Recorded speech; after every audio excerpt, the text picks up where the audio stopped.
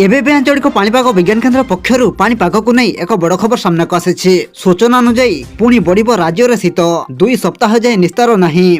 आसंता 2 सप्ताह जाए स्वाभाविक ठारू अधिक शीत शीत लहरी जारी शुक्रवार ठारू फेब्रुआरी 5 तारिख जाए सर्वनिम्न तापमात्रा आभ्यंतरीण ओडिशा रे 10 ରୁ 14 डिग्री उपकूल और एहार निकटवर्ती जिला मानकर 14 ରୁ 18 डिग्री सेहीपरि आसंता फेब्रुआरी 6 तारिख ରୁ 12 तारिख मध्य पश्चिम ओडिशार आभ्यंतरीण अंचल में 6 ରୁ 10 डिग्री तेबे आसंतु आज पाणीपागर विस्तृत खबर उपर नजर पकाइबा। किंतु ता पूर्वरु वीडियो को गोटे लाइक करंतु एवं वीडियोटी को आपण मानको सांगसाथी मानको अधिक रु अधिक मात्रा रे शेयर करंतु। जदि आम चैनल रे आपण प्रथम थर वीडियो देखुछंती ताहले एबे ही चैनल को सब्सक्राइब करी पाखरे थिबा बेल आइकन को प्रेस करी ऑल नोटिफिकेशन ऑन कर रखंतु। एहा सहित आपण को अंचल रे वर्तमान शीतर प्रकोप किपरि रहिछि आमको निहाती भाव में गोटे कमेंट कर जनातु।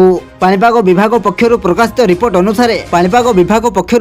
रिपोर्ट अनुसार राज्यर आभ्यंतरीण अंचल और दक्षिण उपकूल ओडिशार 10 ରୁ 14 डिग्री उत्तर उपकूल अंचल 14 ରୁ 16 डिग्री तापमात्रा साधारण ठू कम तापमात्रा एपरी पूर्वानुमान करिछि पाणीपाग विभागर पूर्वानुमान अनुजाई आसंता 2 सप्ताह जाए पूर्व भारत अंचल स्वाभाविक ठू 2 ରୁ 4 डिग्री कम तापमात्रा एही क्रम रे ओडिशा रे मध्य सर्वनिम्न तापमात्रा कम शनिवार अर्थात आज जगतसिंहपुर पुरी और केन्द्रापड़ा जिला को घनकुड़ी येलो वार्निंग जारी करा जायछि।